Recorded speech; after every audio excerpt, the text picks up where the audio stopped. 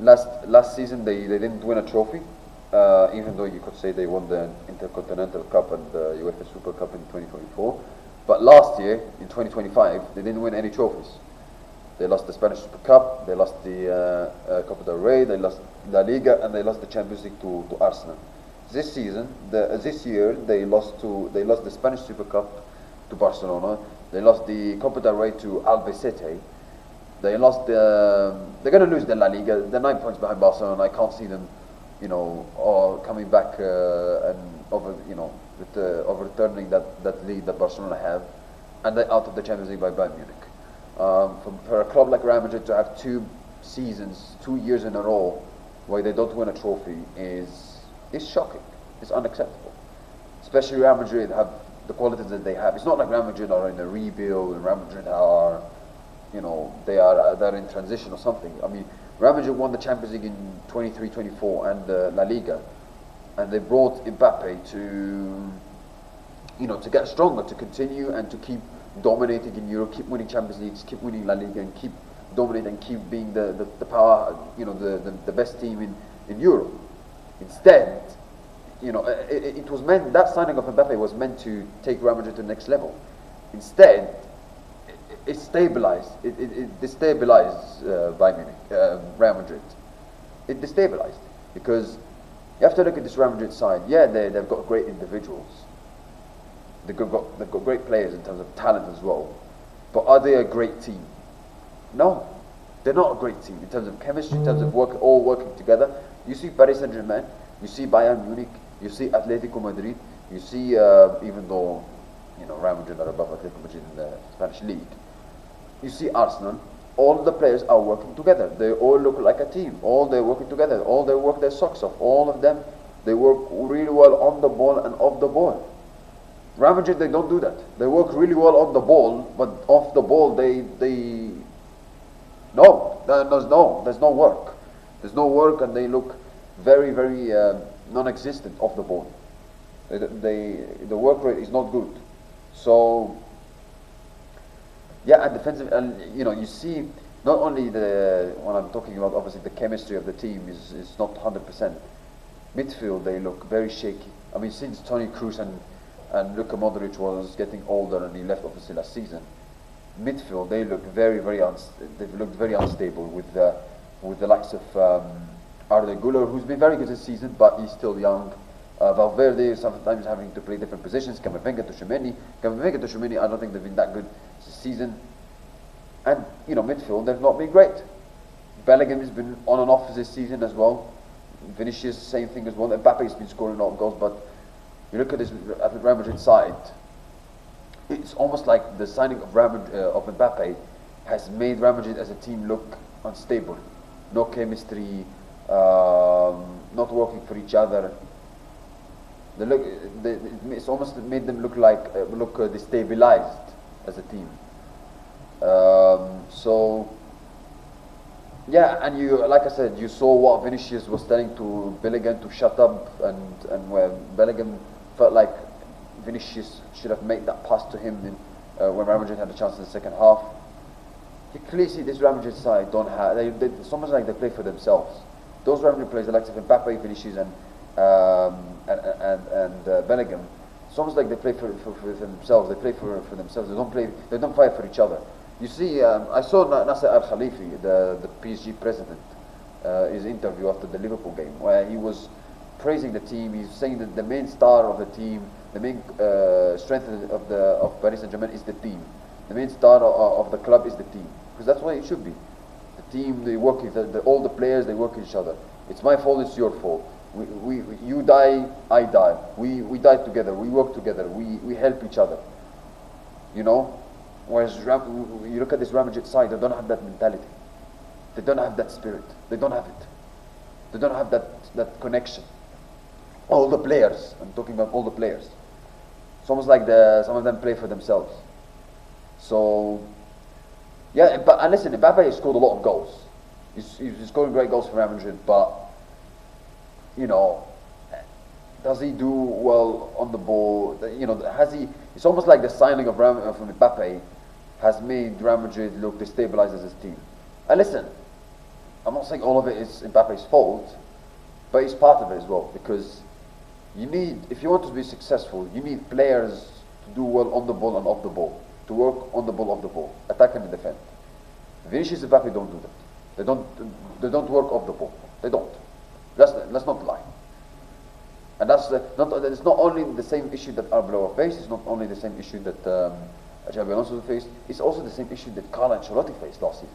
Even though he was very successful with Real Madrid, the Champions Leagues, La Ligas that he's won, he also faced the same issue, and he couldn't solve it.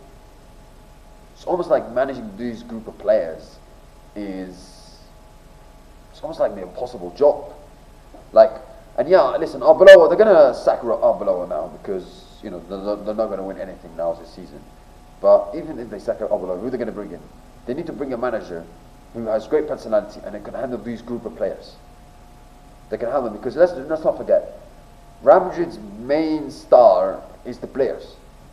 You look at Manchester City's main star. It's Guardiola, the coach. The main star of Paris Saint-Germain, Luis Enrique, the coach. The main star of Arsenal, Arteta, the coach. The main star of Atletico Madrid, Diego Simeone.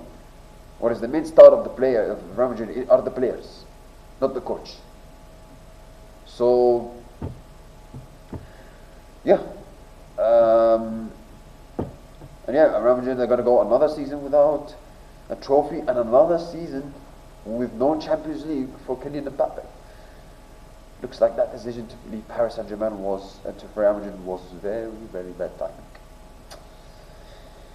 But yeah, let's move on to Arsenal against Sporting Lisbon, which was a contrast to the game Bayern Munich against Real Madrid.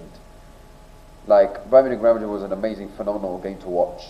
Brilliant excitement in terms of two teams playing, attacking, defending, and mistakes made. Whereas this game was dull, boring. Like, I know Arsenal are through to the semi-finals, but watching Arsenal is like watching dentist. It's like a dentist. Watching Arsenal is like a dentist.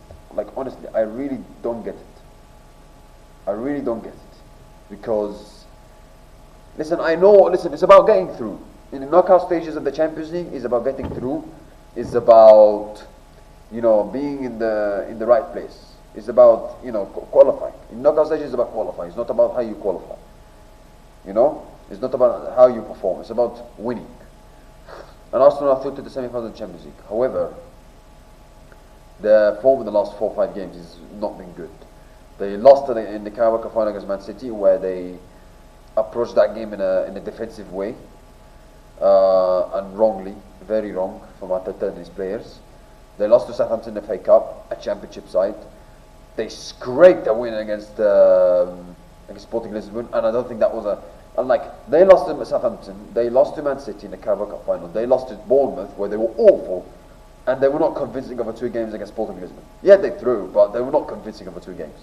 Let's not kid ourselves. So, you look at Arsenal going forward, and there was a moment where Sporting Lisbon, people saying Sporting should have had a penalty for the push. I think it was from Mosquero for Gabriel. I mean, I don't know if that was enough to warrant as a penalty, because I don't think there was a touch from Mosquero or Gabriel Magalhaes, but I don't think that was enough to warrant as a penalty. But you have to look at this. It wasn't a great game, like I said. I mean, both teams have 1 shot on target. My God. By the way, Arsenal have to wake up very quickly. Like Arteta was saying, they've got fire and no fear, etc. But you see this kind of performance, and there's no. Where's the fire? Where is the no fear mentality? Where is it? Where is it? Listen. Maybe he's saving that. Maybe Arteta and his players are saving the fire and no fear mentality for on Sunday against Manchester City. But listen, you can as an Arsenal fan, if you're an Arsenal fan, you can accept not showing it in this game against Sporting Lisbon, because they're already through, right? They didn't have to do much to go through. But if I'm an Arsenal fan, I'm thinking they better show it on Sunday.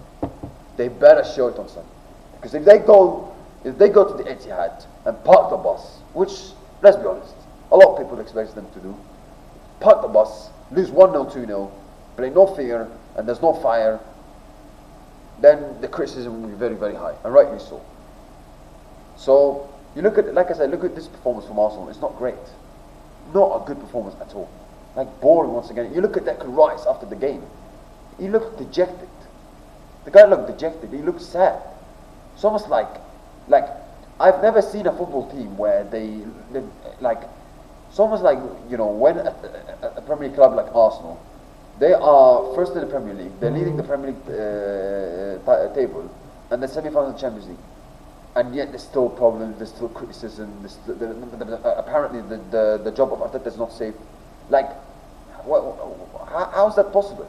You know, when Manchester United under Sir Alex Ferguson, when they were leading the Premier League and they were competing for Champions League semi-finals, finals, the job of Sir Alex Ferguson was safe. The job of Jurgen Klopp at Liverpool was safe. The job of Pep Guardiola at Man City was safe. The job of Jose Mourinho at Chelsea was safe. Like, it's almost like it's unusual to see a team that are leading the Premier League and semi-finals Champions League that is, still has lots of criticism.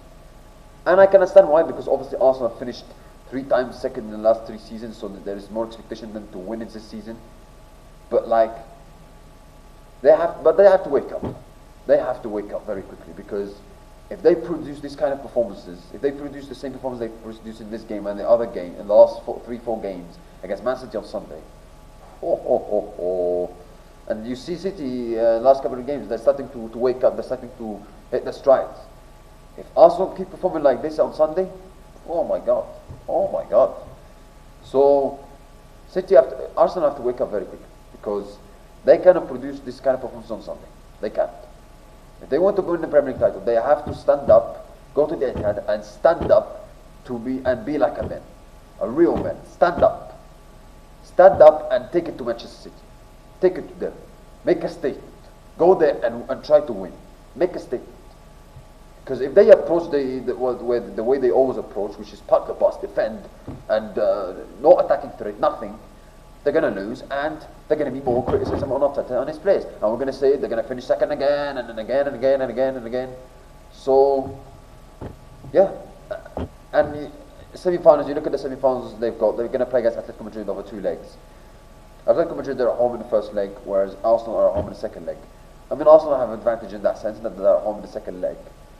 However, I think if you look at this tie between Arsenal and Atletico Madrid, I think if you, obviously Atletico and Real Madrid, Atletico and Arsenal have a habit of playing defensive football, so it's going to be a completely different joy of watching, PSG against Bayern compared to Atletico against Arsenal. But anyway, if Arsenal were facing, like, if you ask me who's going to win between the two, Arsenal and Atletico Madrid 4 or 5 months ago, I would say Arsenal, because Arsenal were looking very, very good back then. They were looking very strong. They beat Bayern Munich 3-1. They were looking really good. They were winning every single game in Champions League. They were top of the Champions League. They were doing well in the Premier League. They were looking very, very good. And Atletico Madrid were having problems in the first half of the season. Right now, it's the opposite. Atletico Madrid, they started they're getting better. Julian Alvarez is back to his best. Griezmann is back to his best. Lookman has made a good impact since he joined Atletico Madrid. And going forward, they've been very good. Defensively, they're still shaky this season, but going forward, they've been very good. And they've improved as a team compared to 4 or 5 months ago. Whereas Arsenal, it's opposite. 4 or 5 months ago, you would say, no problem. Arsenal, they could beat anybody. But right now, it's almost like you don't know what you're going to get. You know what you're going to get. They're going to play defensive football, but like, they're unstable. Like, the results, sometimes they play good, sometimes they're not playing great, and the results unstable. They lose, draw, and win. Like, if you want to win the big competitions, you cannot have unstable results towards the end of the season. You cannot. So, I think, and Arsenal, you look at this Arsenal team, they're playing with fear as well. So I think you could back Atletico Madrid to get it done over 2 legs against Arsenal as of now, but it's going to also depend on how Arsenal react. Are they going to react well against Man City and Newcastle?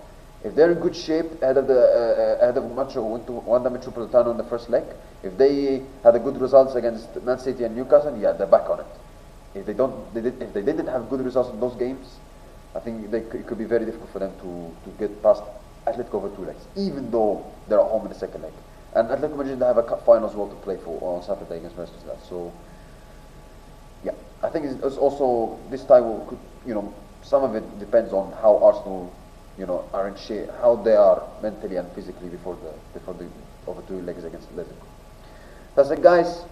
Thank you. I wish you have a nice day. See you next time, and goodbye.